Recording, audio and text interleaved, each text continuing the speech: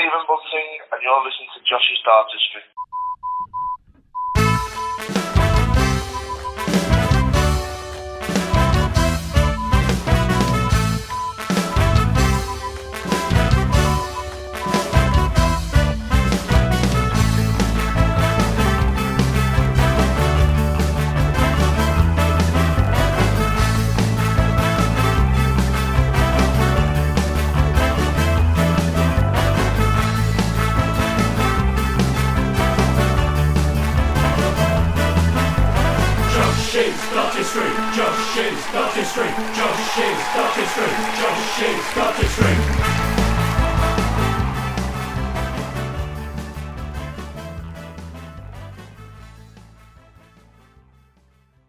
Good morning, good afternoon, good evening, wherever you are listening to us in the world, and welcome along to the Josh's Dartistry podcast. A slightly different show this time round, a new format, a new way of doing things. We'll tell you all about that very, very shortly. But before we do, I would normally introduce him as the man on my right-hand side, but this time round he's not actually in the room with me. He's down the phone line across the internet. So let me introduce you to the man, the myth, the legend. Ladies and gentlemen, it's Josh Gorton. How are you, Josh? I'm very well, thank you, John. How are you? I'm good. It's strange not having you in the room with me, mate. I feel a bit lonely, if I'm honest. I can only apologise, John. I'm very sorry, mate. No worries. So, yeah, Josh, this is a kind of a new format for us. We've been having a chat, haven't we, about the JDP going forwards. And I think what we decided was that sometimes when we record the main show, and the main show will stay, we're never going to get rid of that. The sort of 2 hours of audio we do once every 3 or 4 weeks, that's always going to remain. But we decided that we're going to do kind of like a mini podcast, aren't we? So that we can react a little bit quicker. The length of the audio might be a bit shorter, sort of 30, 40 minutes. We'll do it across Skype, as we're doing now, so that we don't have to, you don't have to come round to my house and set up all the big recording equipment that we do and set up the studio.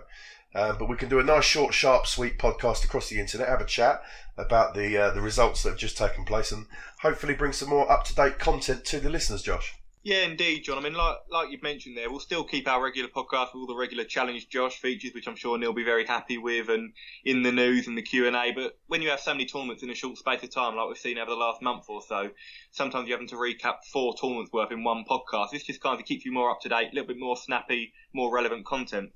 Yeah, and talking of Neil, unfortunately Neil can't join us tonight. Let's be honest, we sort of piloted this episode the other day and did a recording, but we had a few technical issues, being the first time that we've recorded in this fashion via Skype, and due to a few issues we've had, we weren't really able to use the audio, and we rescheduled for today. But unfortunately, I think Neil's out on a Christmas party of some sort tonight, isn't he, Josh? He'll be out on the Diet Cokes, having it large. On the Diet Cokes, having it large, celebrating a fantastic weekend for Liverpool.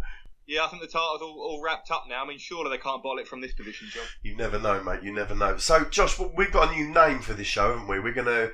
It's still gonna be the Josh's Dartistry podcast, but we've named this mini pod. We're gonna call it the Bounce Out, aren't we?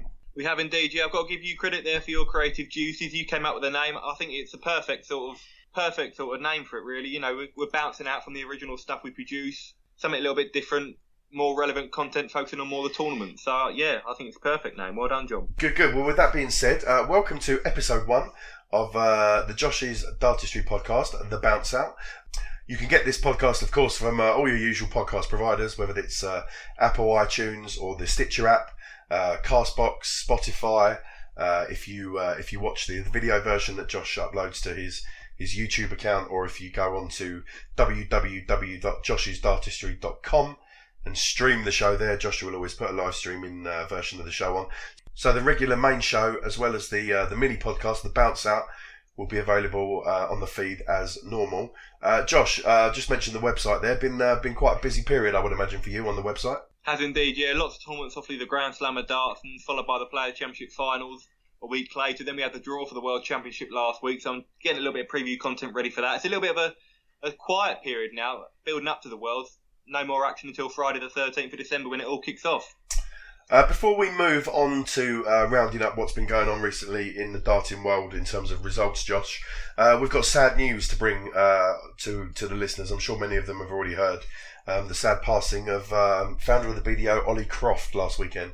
Yeah, last Saturday, Olly passed away at the age of 90. an incredible contribution to the world of darts, and specifically the BDO. I was obviously a founder of the BDO. And he was in charge of the sport when it really was soaring in terms of its popularity. The likes of Eric Bristow, Jockey Wilson, John Lowe, Bobby George, just some of the household names that were competing when Ollie was in charge. He was there for 38 years until he voted off in 2011. So an incredible stint. And his contribution for darts can never be underestimated. So very sad news, and condolences to Ollie's family. Yeah, absolutely. I mean, say what you like about the BDO and the position it finds itself in today. Olly Croft really was a trailblazer back in the day for trying to put darts on the map. I know we talk about the split with the PDC later on in years, but the BDO from a very early age really established itself, didn't it, Josh? Oh, 100%, John. And I think it's just testament to the contribution Ollie made when you see the amount of famous players, past and present, paying tribute to Ollie. Even Barry Hearn, PDC chairman, said that whilst their views may not have always aligned, you cannot overlook his influence on the sport, and that's completely right. His influence can never be underestimated. So yeah, lots of tributes on social media to Ollie, and of course here on the JDP we send our thoughts, prayers, and wishes to Ollie's friends and family. Josh, let's move it on. Let's go straight into the Grand Slam of Darts. Which was the tournament that took place after our last main show recording. Gerwyn Price retained his title. Yeah, incredible stuff. Obviously, this was the scene of Price's first major title 12 months ago. He defeated Gary Anderson in probably the most infamous major final we've seen in PDC darts, and it was a very different story this time around, although it still ended with Price lifting the title. I mean, he lifted that title against Anderson to a chorus of boos and hostility, really, the way the final panned out. Gerwyn had never beaten Michael in 19 attempts until that Sunday afternoon in Wolverhampton, when he ran out a 16-12 winner, and then he saved the best performance till last in the final against Peter Wright. Peter Wright's only ever major win came against Gerwyn Price in the UK Open final a couple of years back, but he was helpless against the Iceman in Wolverhampton on Sunday because 107.86 average from Gerwyn Price in the final. He's averaging 113 for large periods. One of the best displays I've ever seen in a major final.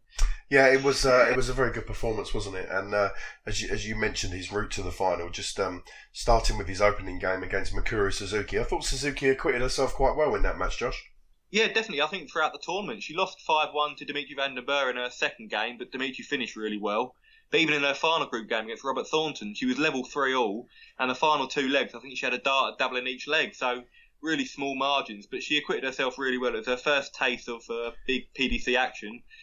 But as we'll reflect on a little bit later on, she'll have another taste at the World Championship as she came through the rest of the World Women's Qualifier. Yeah, looking forward to that, definitely. Another game that was highly billed and certainly wet the whistle was the quarter-final match against Gary Anderson.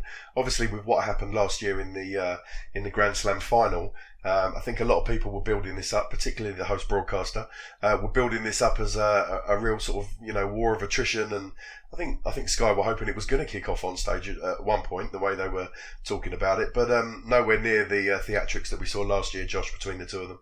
No, not at all. And I expected as such, really. I mean, Gerwyn had referenced before the tournament trying to maybe temper his emotions and enthusiasm. I think he's been struggling over the last few months because the crowd have been on his back consistently for about 12 months.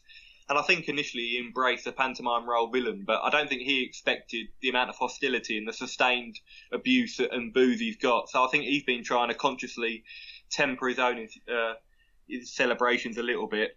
And Gary, as I've mentioned earlier, he's just lacking a little bit of match sharpness. We're seeing glimpses of the Gary Anderson of old, but the fact he's missed so many tournaments, he's not the same player he was 12 months ago. Of course he can get back to that level, but Gerwyn was very comfortable throughout, and I think the fact it was so comfortable is why we didn't see many theatrics, if you like, because there was never any doubt really that Gerwyn was going to run out a winner. He was 5-0 up, and Gary never really got it back. And the semi-final win over Michael van Gerwen finally gets the monkey off of his back, Josh. Beats him for the first time in 20 attempts. Yeah, I mean, incredible to think that he did it over a best-of-31 leg match. I mean, if you're going to beat Michael van Gerwen, usually you think over the shorter format when you're more susceptible to having a poor start. But take nothing away from Gerwen, because Michael averaged over 105 for large periods of the match. He was very, very good, just missed a couple of darts of double here and there.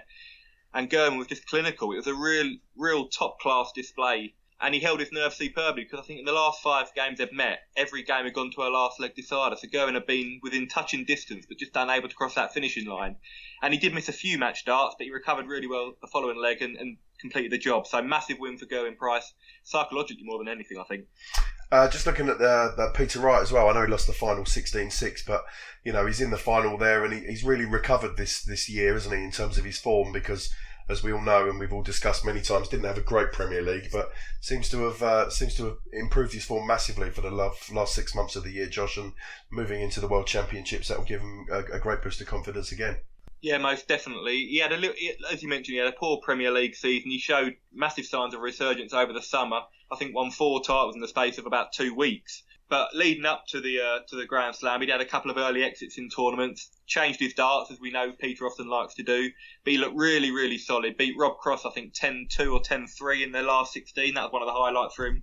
Just looking at the BDO players that took part, just looking down the list of who performed. I mean, obviously Glenn Durrant got to the semi-finals. He was there as the BDO world champion, but obviously, now a PDC player. But the rest of the BDO stars kind of struggled in this tournament, didn't they, Josh? I think out of the male BDO representatives, I don't really count Glenn Durrant as a BDO representative. Yes, he was representing them, but he's a PDC player now. Jim Williams, I thought he was a little bit unfortunate. He had a really good game against Ross Smith. Faced a straight shootout against Adrian Lewis, lost 5-3, and Adrian showed signs of a revival in that one. But yeah, the likes of Wesley Harms and Richard Beanstra, the top 2 in the BDO rankings, both really underperformed, failed to register a win. Wayne Warren, I think, had been struggling with a few injury niggles going into the tournament and didn't perform. Dave Parletti, very inexperienced on the TV stage, really, from a BDO and PDC perspective. He got a win against William O'Connor. I think Glenn Durrant's performance obviously stands out, but I think the BDO women, particularly Makuru, were the shining light. Yeah, I would agree with that, Josh. I think outside of Durrant, I think Makuru probably was the best representative from the BDO, and as you mentioned earlier, I look forward to seeing her in the World Championships. Josh, let's move it on to the Players' Championship finals. And Michael van Gerwen, he certainly got his revenge in this competition, didn't he? 100%. I mean, the Players' Championship final is always quite an interesting one because it's the top 64 based solely from the 30 Players' Championship events throughout the year. So it doesn't go on the usual world ranking. So we saw Michael van Gerwen 18th seed, which is very unusual. We haven't seen that for about 7 or 8 years. Gerwyn Price was the top seed after having a really good consistent year on the Pro Tour. But Michael, he didn't have it easy throughout the tournament. He faced Luke Humphreys first round, won 6-3, and as we'll mention later on, Luke enjoyed success of his own on Sunday night, lifting the World Youth Championship title. Yeah. Then he faced Adrian Lewis in the second round. He defeated Adrian in the Grand Slam quarterfinals just a week earlier, repeated the feat, 6-5, hitting a 9-darter en route. That's the first TV 9-dart we've had in the PDC for over 12 months. So that's a special moment for the Minehead crowd. He had a great win against James Wade, 10-6 in the last 16, averaging 106. Faced Mervyn King in the last 8. Quite a controversial contest this. Not the best in terms of quality, but after the game, Michael was really unhappy with Mervyn. Called him bad for darts. I thought that was, not sure how that sits with me, calling him bad for the game. I mean, listen, I know Mervyn can be quite a bit spiky and a bit prickly at times, but to call him bad for the game, I thought that was a bit over the top. Yeah, I think he was accusing Mervyn of making excuses. I mean, Mervyn's had well-documented issues with his back for a number of years now, and he looked in quite a lot of pain throughout the game. Whether Michael thought that was a little bit premeditated, and I think he accused him of talking behind his back. Who knows what went on there. But yeah, he certainly wasn't happy, Michael. I think he's probably more frustrated with his own performance, because although he won, he averaged 92 or 93, which is nowhere near the level he usually expects of himself. But he overcame that to reach the semi-finals and faced Ian White, milestone for the Diamond, appearing in his first major PDC televised semi-final, and his first televised semi-final for 22 years since reaching the News of the World back in semi-finals back in 1997. So long overdue for Ian. It was a great game. Ian averaged 103 against Michael. Couldn't have done much more. And this set up a dream final against Gerwyn Price, a rematch of their Grand Slam semi-final. It was an incredible start to the game. 17 missed darts at level between the fields. It was absolutely embarrassing, Josh, if I'm honest. If you switched that on and you were a casual fan or even not a fan of the game, and you saw that as an opening leg in a major final, you'd be asking yourself what on earth was going on. It wasn't great, was it? But the quality did improve. Yeah, it wasn't, but it almost added to the drama, really. We're so expectant that they're going to produce world-class darts. So to see that they are human, it actually added a little bit of entertainment. But yeah, it improved significantly as the game progressed. Michael always was ahead until the 13th or 15th leg, I think, when Gerwyn went 8-7 up. The break seemed to kill his momentum a little bit, and Michael went 10-8 up. Gerwyn fought back, missed tops for a 1-3-7 to level at 10-all, then missed 3 more darts to level. Bit of a nervy conclusion, but Michael sealed the deal. fifth Players' Championship title for him. So the perfect preparation looking to head to Alexandra Palace. Yeah, many congratulations to Michael. He certainly sent out a statement in the last big tournament before the World Championship. Let's just backtrack a little bit, Josh. You mentioned that he beat Luke Humphreys in his opening game. Let's have a quick chat about Luke. He won the PDC Youth World Championship. That game took place just before the final. A lot of criticism, in my opinion, unfairly, on social media of Luke. Not particularly of Luke. I think it was more aimed at the format and the PDC and the rules of entry and who is and who isn't allowed to perform. And I just felt a bit sorry for Luke. I think he took the shine off of his win with, people suggesting that he shouldn't even be in the competition. What were your thoughts on that? Yeah, I agree with you, John. I mean, it overshadowed it a little bit, I thought, some of the criticism, but Luke took it in good humour on social media. I think he realises it wasn't anything personal to him. It was more the format. But I think given what he's been through over the last 12 months, it's been quite well documented. He's been quite open about his issues with anxiety and panic disorder. So to come back from that, recover, and lift the World Youth title, it's a fairy tale story for him, and I'm so pleased. He's a great lad, a terrific player, so I'm really pleased for him. I think the fact he was playing a 17-year-old youngster in the final. I mean, Adam Gorlas from the Czech Republic, he claimed he hadn't picked up a set of darts until February. Whether that's true or not, who knows? But I think that kind of just emphasised the gulf between the two players. I mean, last year we saw Dimitri van den Bergh. That was no different. Dimitri lifting the title. But because he beat Martin Schindler, who's also quite an established player, I think there wasn't the focus on it. Whereas I think the fact he was playing a 17-year-old, it just emphasised the massive gulf in experience. Yeah, in fairness to Luke, it's that old adage, Josh, isn't it? You can only beat what's put in front of you. Exactly. I mean, Adam Gorlas beat a number of top players in the World Youth Championship on outside of the big stage to reach the final. So, Luke's just doing his job, and he was really clinical. I mean, it was a bit of a nervy start, but I think his last three legs were all 14 dart legs, which is 107 average. So that's top-class darts. Take nothing away from Luke whatsoever. It's not criticism that we haven't heard before from the PDC World Youth Championship. You mentioned Dimitri van den Bergh winning it last year, and of course the year before that. I think the same kind of thing was levelled at him and the PDC, saying that it's perhaps a little bit unfair that players who have got experience, got tour cards, experience of the big stage are still competing in this youth championship and picking up the trophy. Yeah, it's very subjective. I suppose Michael van Gerwen, for example, as a 16, 17-year-old in the BDO, took the world by storm, joined the PDC and struggled initially. And he credits a development tour on the World Youth events for getting his career back on track. He learned how to win again because, yes, you might be a PDC tour card holder, but you could win a PDC tour card at Q School. You may be very inexperienced, 18, 19 years old. And if you're losing every single week, it can be very difficult. And these youth events give you the opportunity to start learning how to win again.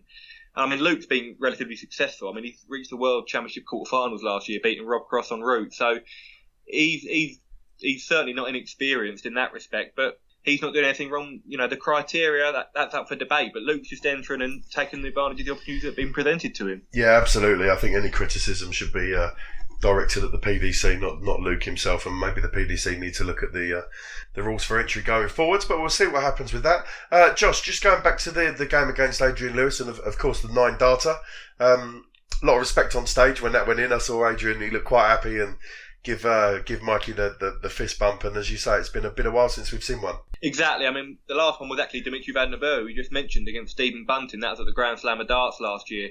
Yeah, great moment and a great show of sportsmanship from Adrian Lewis. He's hit his fair share of TV 9-darters too, so he knows just how special a feeling it is. He came back really well in that match. It was 5-3 at the time when he hit the 9-darter. Adrian got it back to 5-all, but Michael held his nerve. But it's good to see Adrian Lewis back playing some good darts. Also got to the quarterfinals at the Grand Slam of Darts. He seems really hungry at the moment, really passionate. The celebrations we've seen from him, so animated. Some people haven't particularly enjoyed them, but I think it just shows how much he's desperate to get back to his best. Okay, let's have a look at some other significant performances from the Players' Championship finals.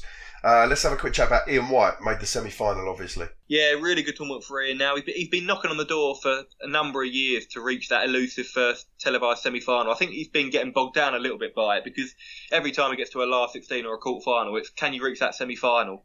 Now that monkey's off his back, and I think that was evidenced by performance in the semi-final against Michael. He averaged 103, couldn't do much more, but he was superb throughout the tournament in Minehead.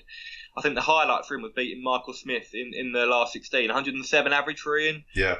And I think he missed 5 darts at double in the match. So, a world-class display. He's a quality player.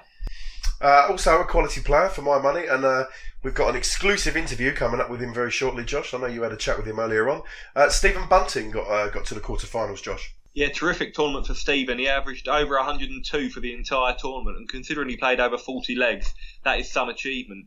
He was really good to beat Dimitri van den Berg in the first round, averaged 104 to beat Jose de Sousa, then 107 to beat Ryan Meckler, so superb displays.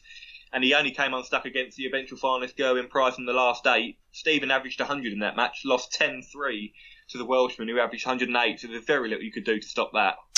Right, here we go then. We can't avoid the subject any longer. Talk to me about Raymond van Barneveld. Yeah, well, competing in his penultimate PDC tournament before retirement, Raymond van Barneveld rolled back the years somewhat to reach the quarterfinals. He had a tough route, beat Nathan Aspinall, UK Open champion, 6-2 in the first round, then beat top 16 star Joe Cullen 6-3.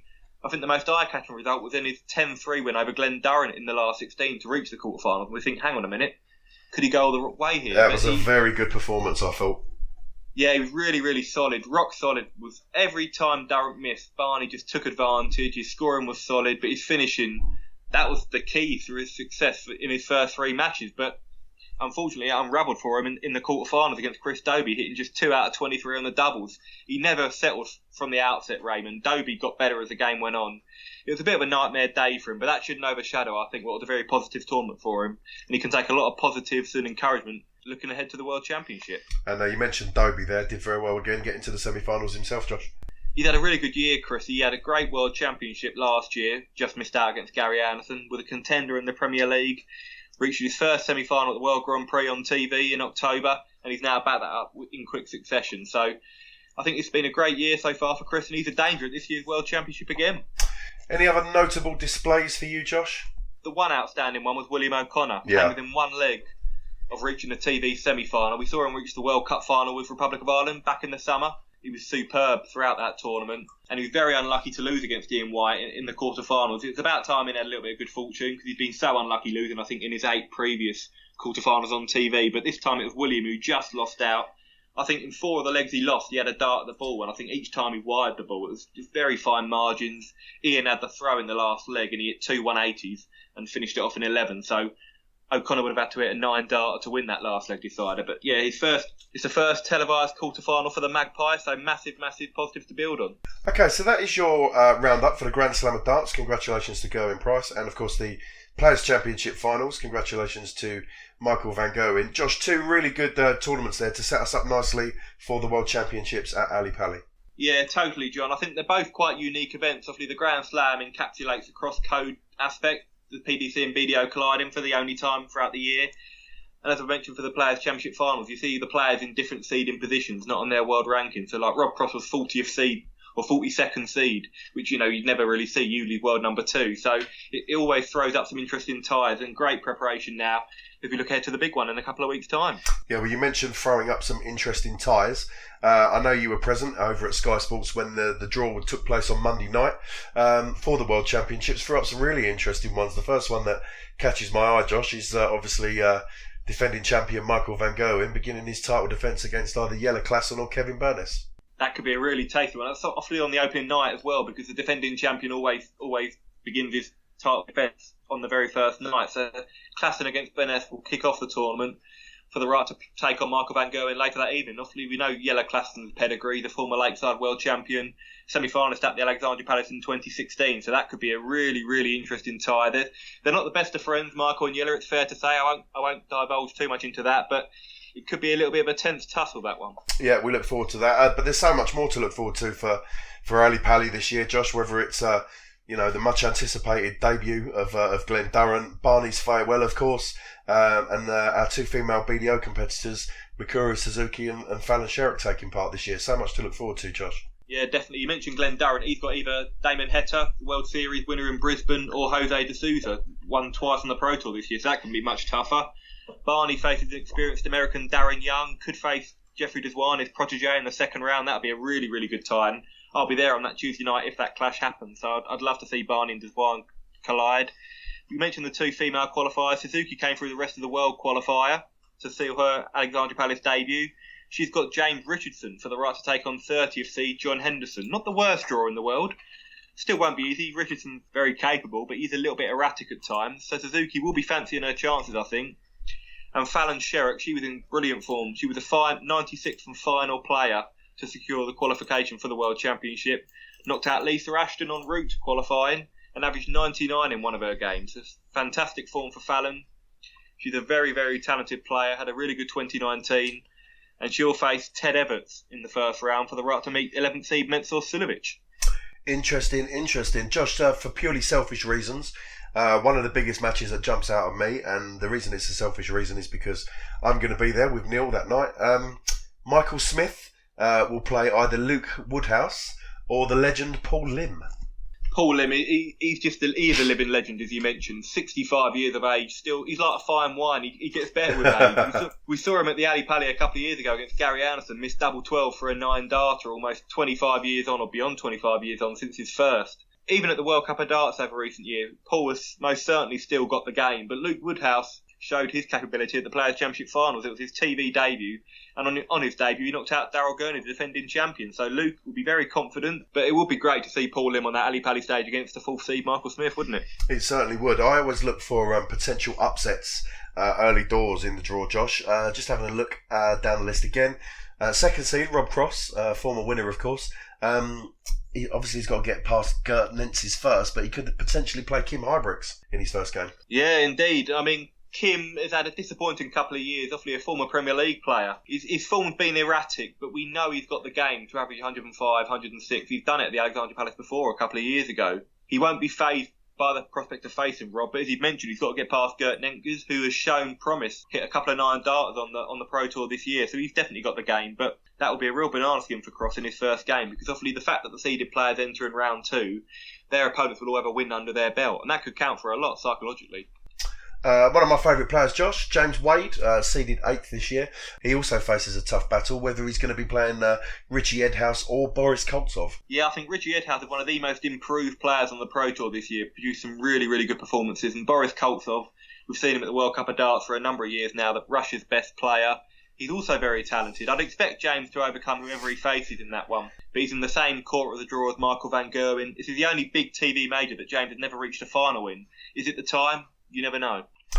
Brendan Dolan and Nitin Kumar will fight it out for the honour of trying to take down 5th seed Gary Anderson, Josh. Yeah, we saw Nitin.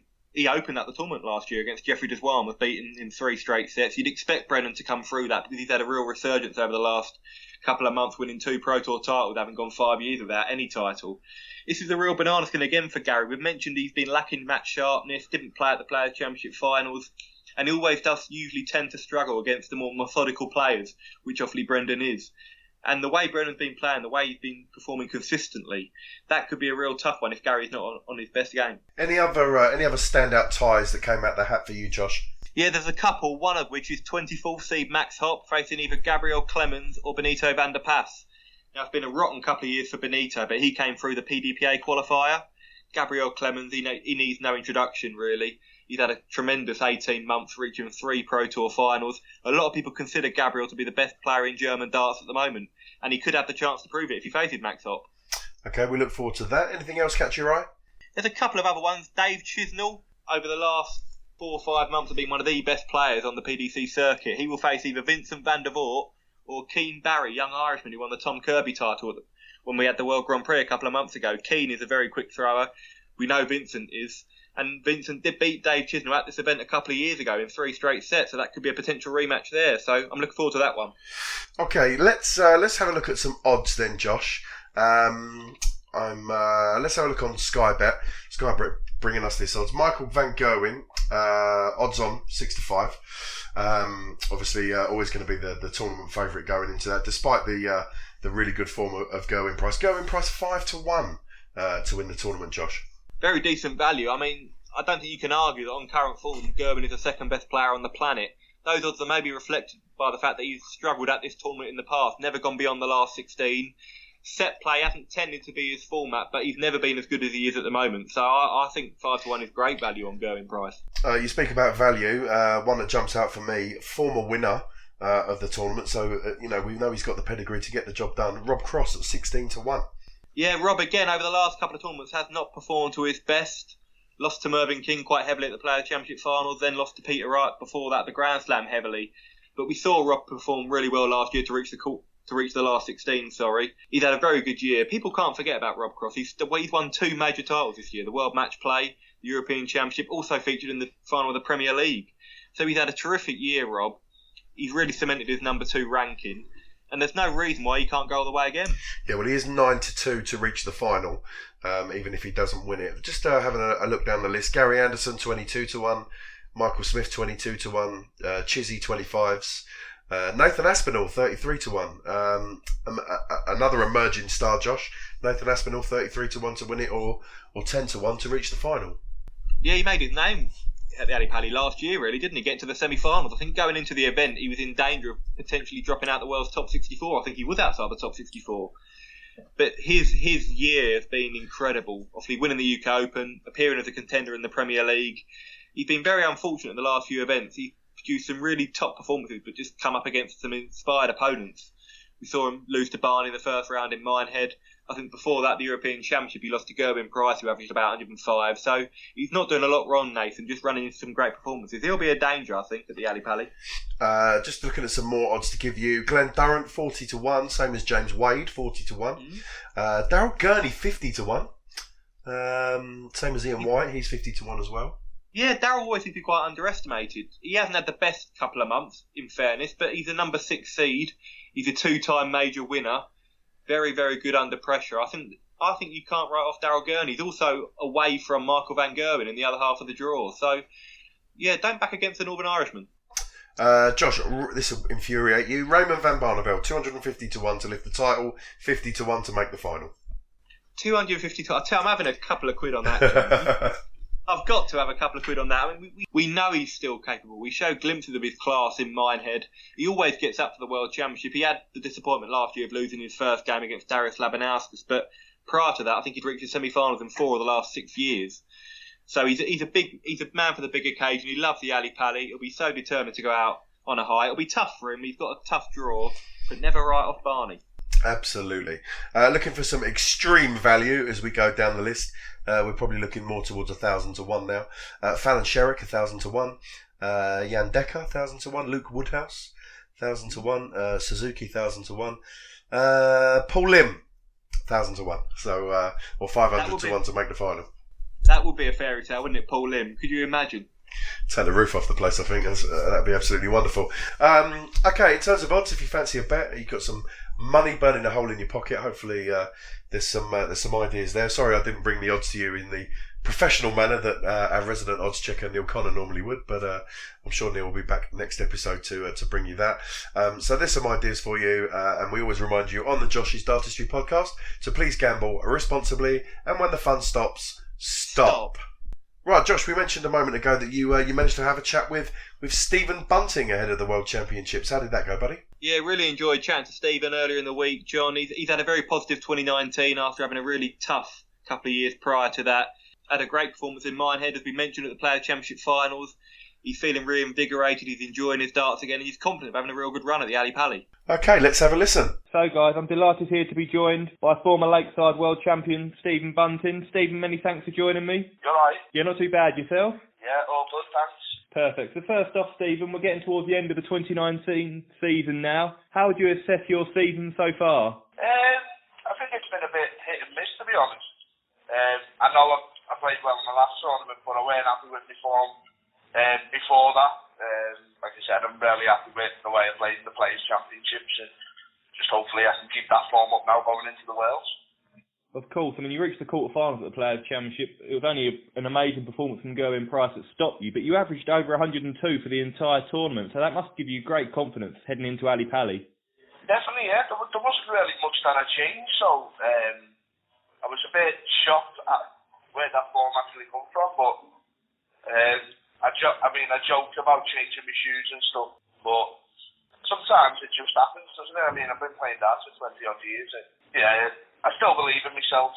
I lost a bit of belief over the last few years, and I know I'm playing well again, which is nice to see. Now, of course, and you also reached the quarterfinal earlier in the year at the World Match Play. You had some brilliant games, beating Gerwin Price and Ian White, and the way you came back in those games, that must have given you a lot of confidence. The fight you showed under pressure. Definitely, yeah. Oh, just obviously, like I said before, just the way I'm playing and just feeling feeling so good, turning up at events and believing I can win again. And I think that's been a massive part, to be honest. Obviously, it's been well documented that I've seen a sports psychologist and stuff, and that sort of changed my mindset about the way I was approaching events, my family life at home.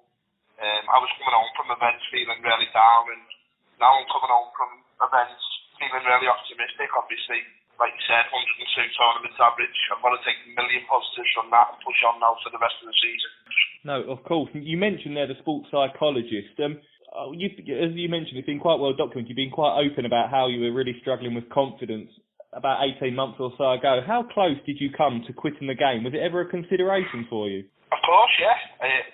It would have been a really hard decision, to be honest. And looking back on it now, it would have been a silly one. But sometimes it just gets you down that much that you feel like there's nothing else to do. I think my last hope was seeing the psychologist, and he really did turn me round. I owe him a lot of credit, and like I said, I'm not looking back now. I'm looking forward to the future. I was turning up at an event, and I was really just turning up to make the numbers up, really. Now I'm turning up to events, playing probably the best I've ever played in my life, and believing I can win. So it's a massive mindset change around. No, it's brilliant. And you mentioned there you felt like you were going, when you were struggling, you felt like you were making up the numbers. Was it also hard, having come from the BDO a few years ago, when you were dominating the circuit, winning event after event, then obviously in the PDC, it's a different mindset, as you mentioned, when you're struggling to win. Yeah, it's a different environment, to be honest. Obviously, I felt like I was the king over in the BDO. A bit probably like what Mendoza feels like now. You come over, you're on that crest of a wave, you're world champion. And I think I had a fantastic first 2 years in the PDC. And then it began getting a bit harder. You've got to defend your money. The players sort of get used to how you play, so they adapt. And I was finding it harder to beat players. Like I said, I was turning up and not enjoying it. So I've suddenly found a way to win on TV again. Like I said, I don't know what I've done really different, but it seems to be working. So I've just got to stick with it. Obviously, leading into the Wales now, the practice will be up again, and I'm so looking forward to the World Championships.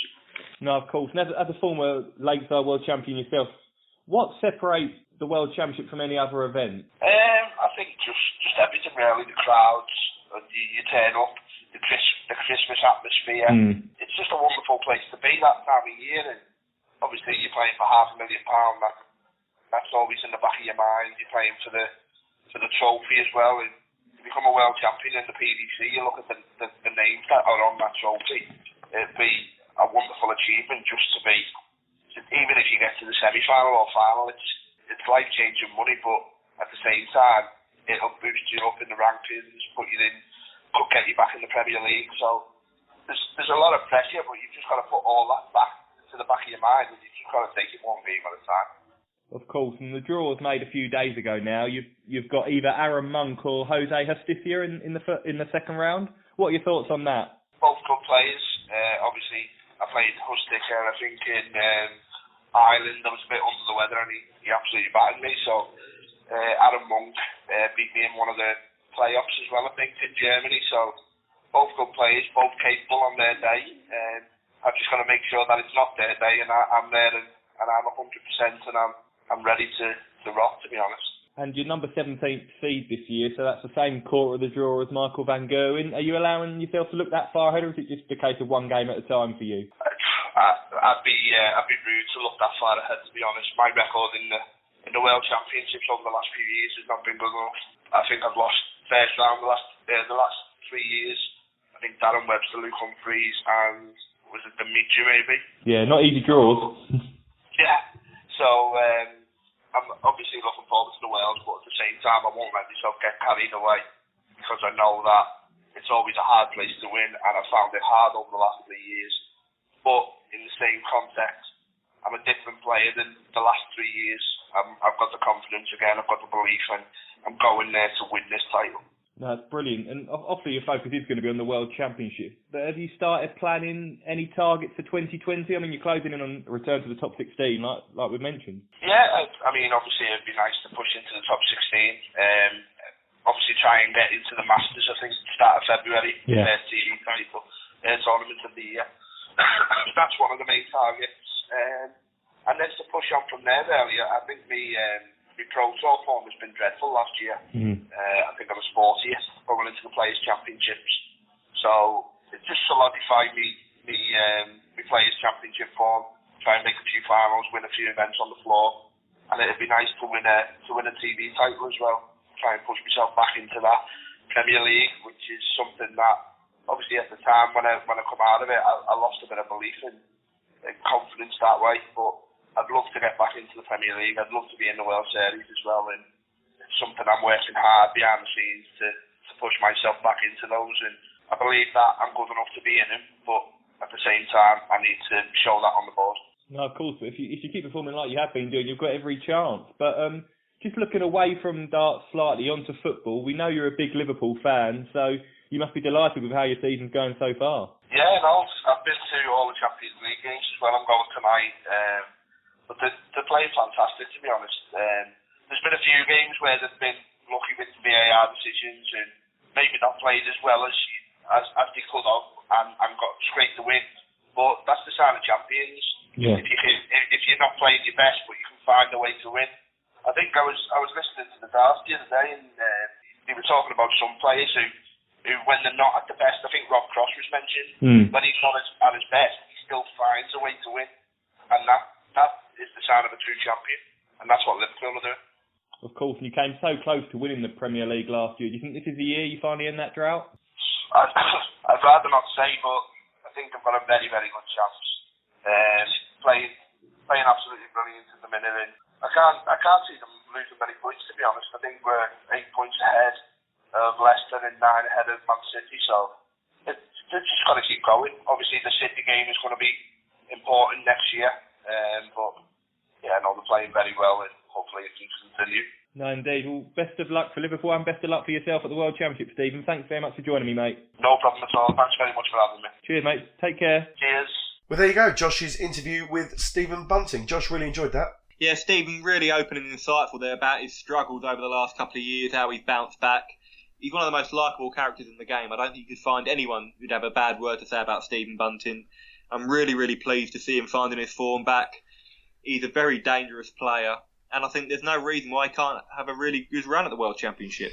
Yeah, I'm a big fan of Stephen. He made a massive impression on me at the World Championships before his involvement in the Premier League. He obviously had that famous match with Raymond van Barneveld, which was an absolutely cracking game, and Barney was very vocal that night, wasn't he, Josh, on stage, and took the microphone and waxed lyrical about Stephen, and he's going to be a big star in the league. I'd love to see him back in the Premier League, Josh. I think he's certainly heading the right way. He's closing in the world's top 16 again, 17th at the moment. We know he's got the game. He's a former world champion, for goodness sake. He's won it all in the BDO. He's dominated there. I think he found it tough initially because he had a good 2 years in the PDC. But when you're dominating one organisation and you come and you're not the big dog, it can be a bit difficult. But I think he's getting his confidence back now.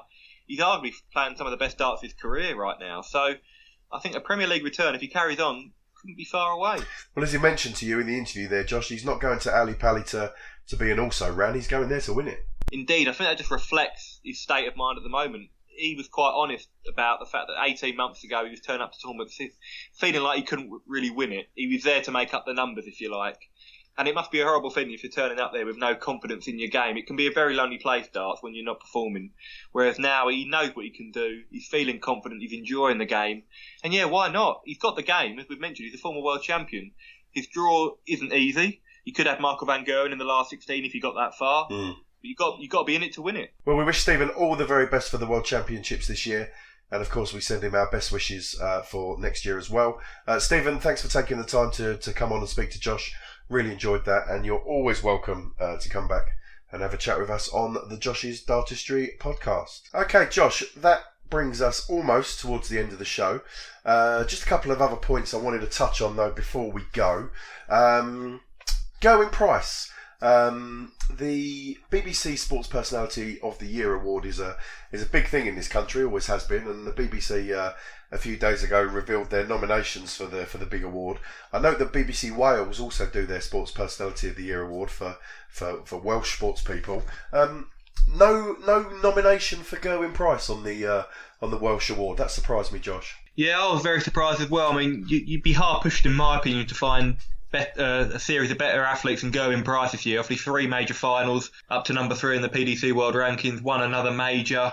Yeah, if you can find 8 better Welsh athletes than Gerwyn Price in 2019, congratulations to you. But I don't agree with it. I think it's a real shame. We've seen it over a number of years now. Kind of darts is not particularly well represented at these sort of events. We saw Phil Taylor a couple of years ago. Well, quite a few years ago now, actually, come runner-up, I think, to AP McCoy, it might have been.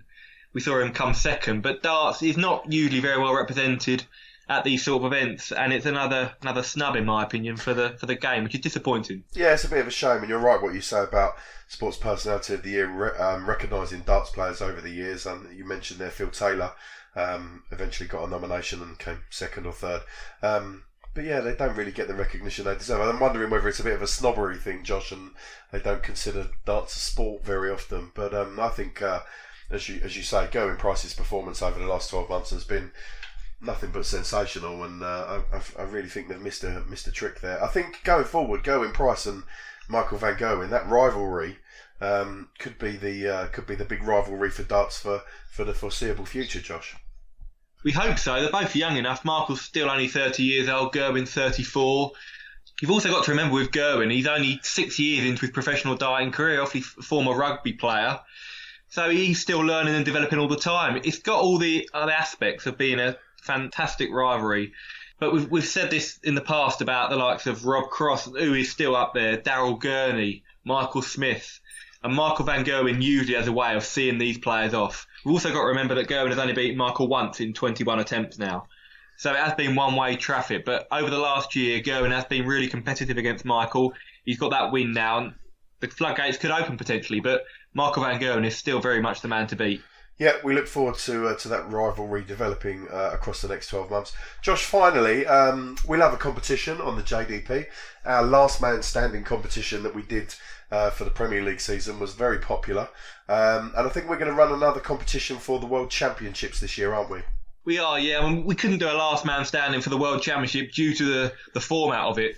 And it would just be too difficult. But what we are going to do, I think we discussed, me, Neil and yourself, is we're going to ask you to pick, the listeners to pick their 4 semi-finalists for this year at the Alexandra Palace. And I think in the event of a tie-break, we'll be asking for the highest average throughout the entire tournament because, of course, there could be quite a few people that all pick the correct 4 semi-finalists. Yeah, and I think Neil said that not only were we going to offer the winner a Josh's Dartistry podcast mug, we're also going to get some Josh's Dartistry t-shirts sorted out, Josh. Official merchandise coming thick and fast. We're going up market officially, John, aren't we?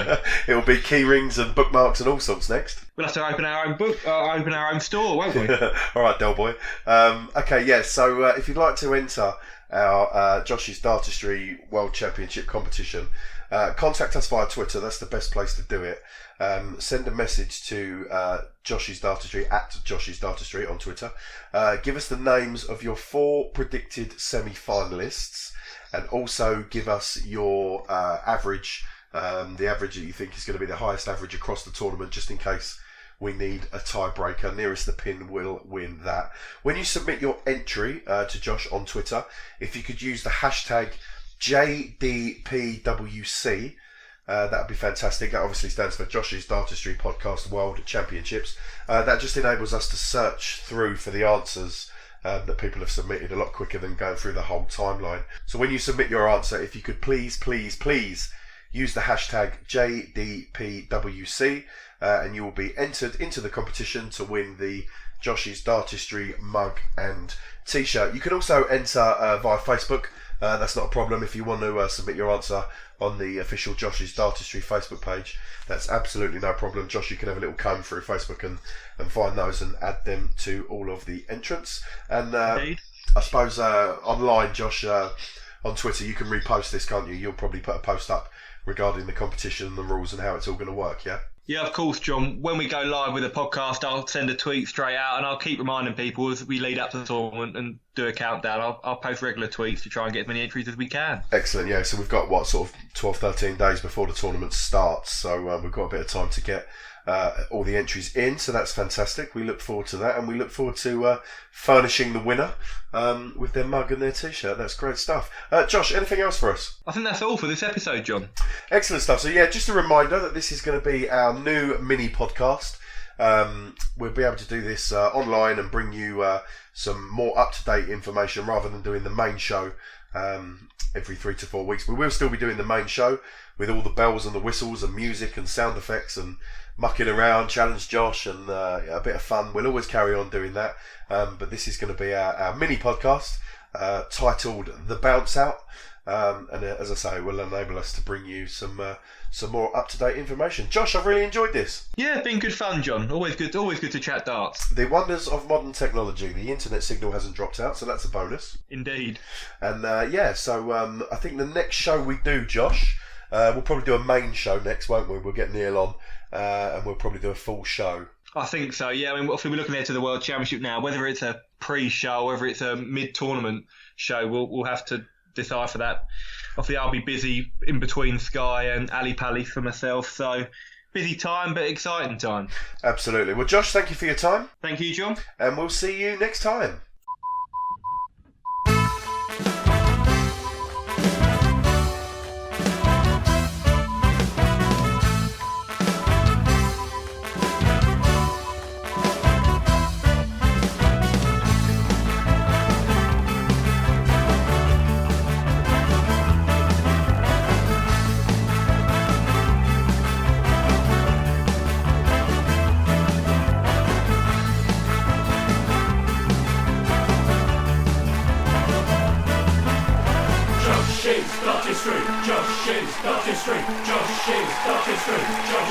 Dartistry.